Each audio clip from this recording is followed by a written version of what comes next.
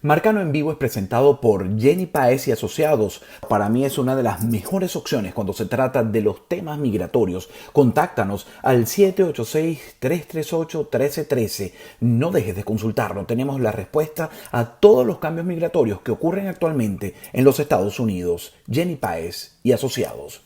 Llegamos a ustedes también gracias a Colágeno de Pablito, con sus productos que realmente nos ayudan con el bienestar, la salud y la belleza. Con 20 años de experiencia en el mercado, llama al equipo de Pablito y te damos todos los detalles. 305-975-4200.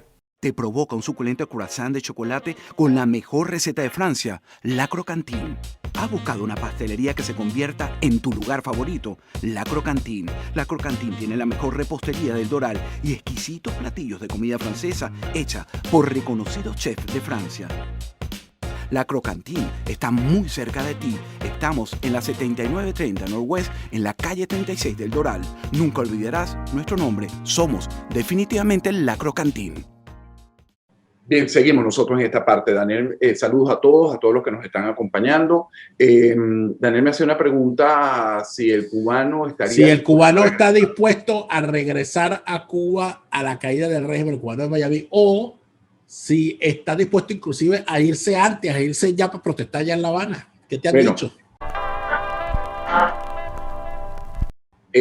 Las dos cosas. Es decir, la juventud está dispuesta y quieren que lo armen. Por eso es que la palabra libertad ha pasado a un segundo plano en las protestas, por lo menos desde el viernes hasta el día de hoy que estamos grabando en la tarde del lunes, ¿no?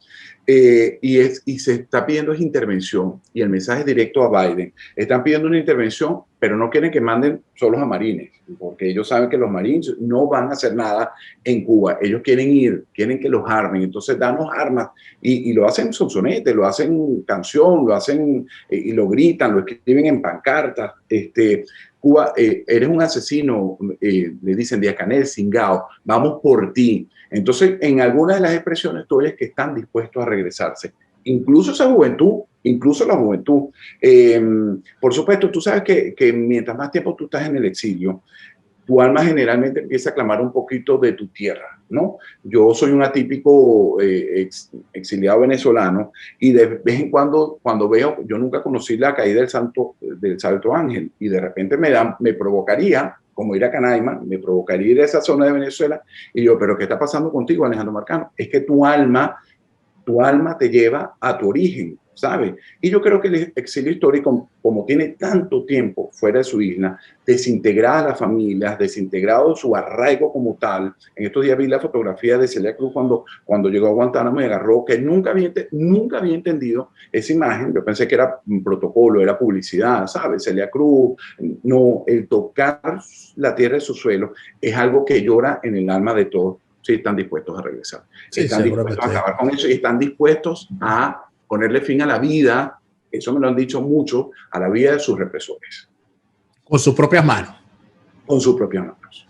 Eso es interesante, porque uno a veces piensa, por lo menos a mí me pasa, ¿no? Yo digo, oye, pero ¿hasta qué punto el que pide una intervención está dispuesto a formar parte de ella? ¿Está dispuesto a que el gobierno de Biden diga, bueno, muy bien, necesito a 1,000 cubanos aquí que los vamos a entrenar, cubanos americanos, para que vayan?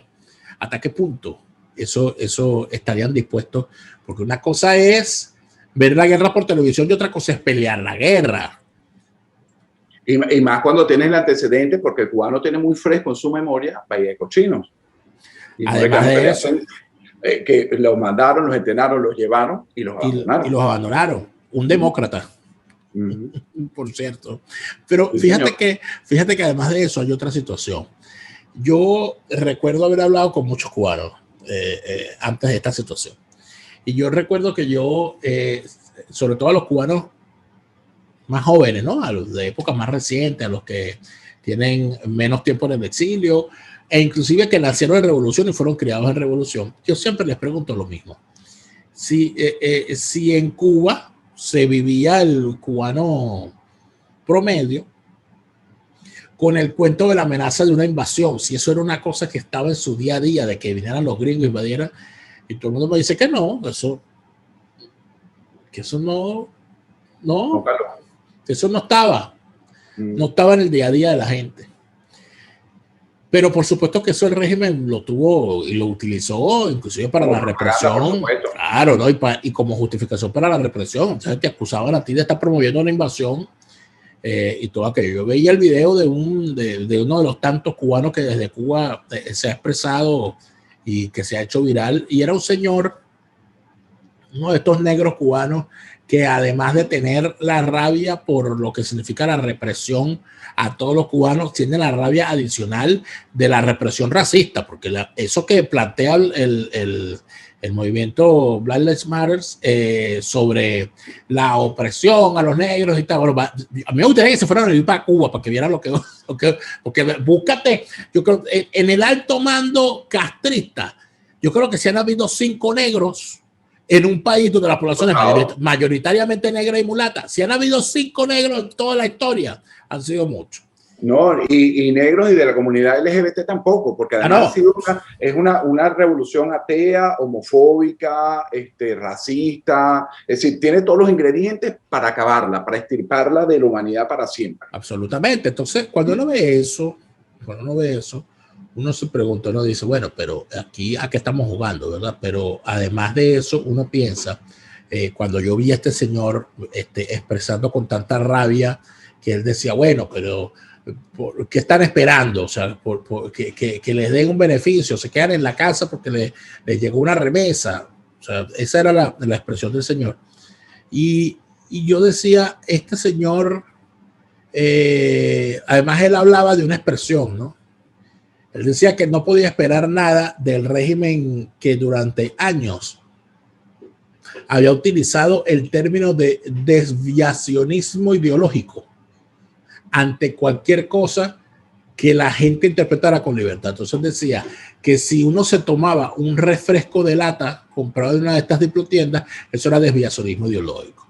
Que si uno escuchaba una canción en inglés, eso era desviacionismo ideológico.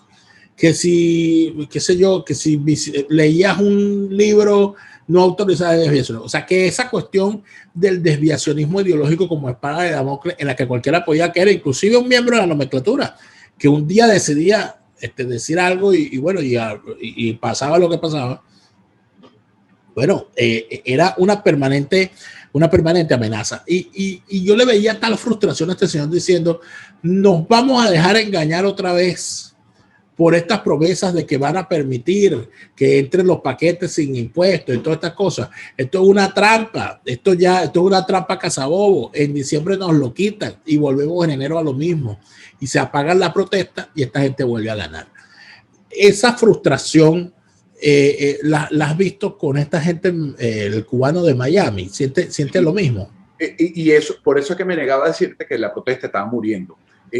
A pesar de que está mermando es la manifestación de calle, pero el sentimiento es ese mismo. No quieren más de los mismos. Se cansaron de ser cuentapropistas, de que te ofrezcan. Entonces a los 2 días, cuando empiezas a prosperar, ¡fuah!, te pasan el machete, te lo cortan y vas preso, porque estás haciendo más dinero que el que ellos quieren que tú hagas o que vives en el mundo libre.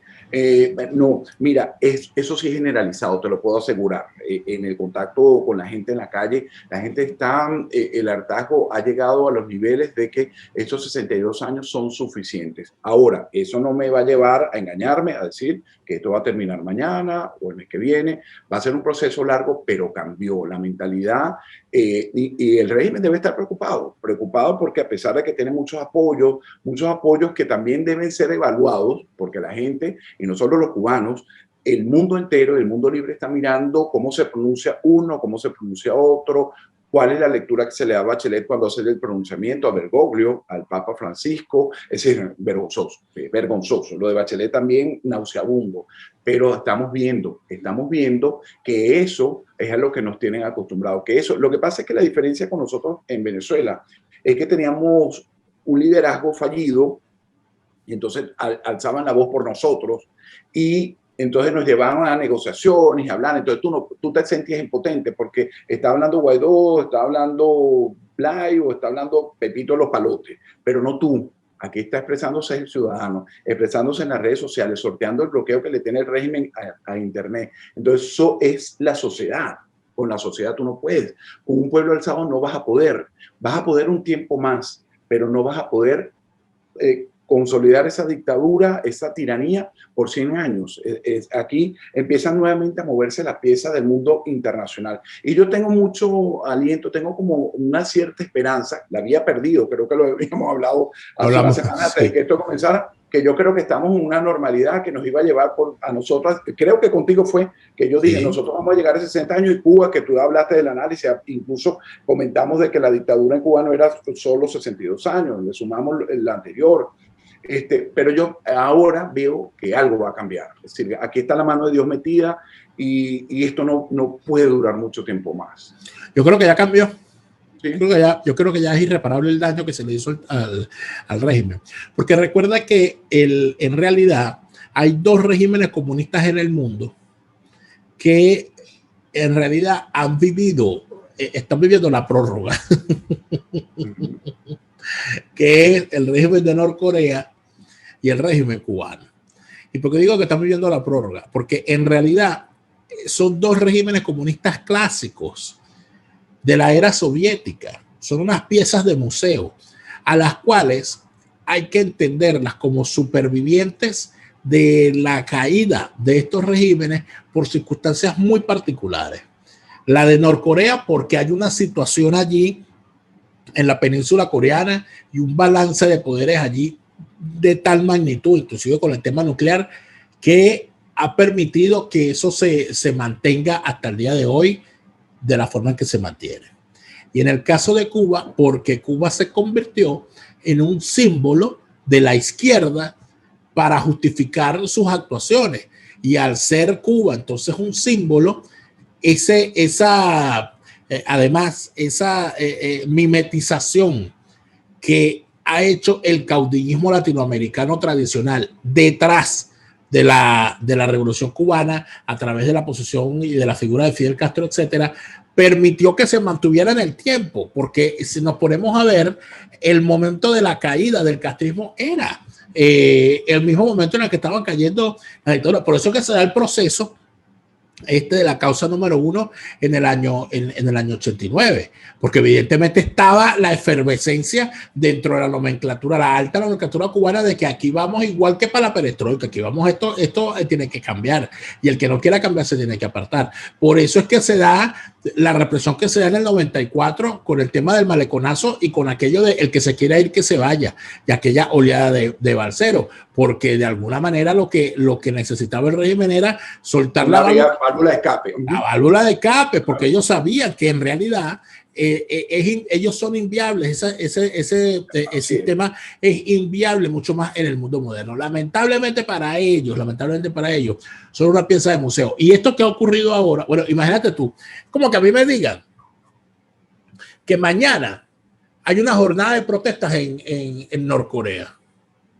O sea, y no cae el régimen. Mira, aunque no caiga, ya el hecho de que unas personas a las cuales despierta, sí, las han tratado de la forma en que las tratan. Es más, hay una señal en Norcorea, que es el tema de los desertores, el tema de la gente que se va. Cuando esta gente se va, que tienen que hacerle todo un trabajo psicológico, un trabajo educativo, yo he revisado muchos casos de este tipo, de gente que se ha ido de Norcorea y que ha llegado a Corea del Sur y que cuentan lo que fue para ellos un largo proceso de descreimiento de todo lo que les habían metido en la mente, de la forma que les decían lo que iba a pasar. Pero es que Alejandro, el ser humano es como es. El ser humano quiere ser libre, el ser humano quiere comer, el ser humano quiere estar bien, el ser humano busca su bienestar. Es contra natura. El comunismo. El padre español que está circulando por ahí en las redes sociales y hablaba y se expresaba sobre eso, que es contra Dios atentar contra la libertad, como lo han hecho estos regímenes norcoreanos y el de Cuba, que son los más históricos de los que estamos hablando, atenta contra Dios, porque Dios nos hizo libres de pensamiento. Y quiero terminar con este pensamiento de Carmen Chirino que te está escribiendo de tus Patreon. Lo bueno es que el pueblo ya se despertó, sí, y eso lo dice Cubano. Están siendo libres aquí. Cuando ya tú eres libre de aquí, dentro de esa cárcel tan encerrada, no hay nadie que te detenga dentro de la misma. No hay nadie que te detenga dentro de la vida. Lo único que nos puede detener a nosotros es el tiempo que se nos acabó. Sí, señor. Pero tú sabes lo más importante, eso es lo verdad, que nosotros volvemos la semana que viene. Chávez no, porque se murió. Así es.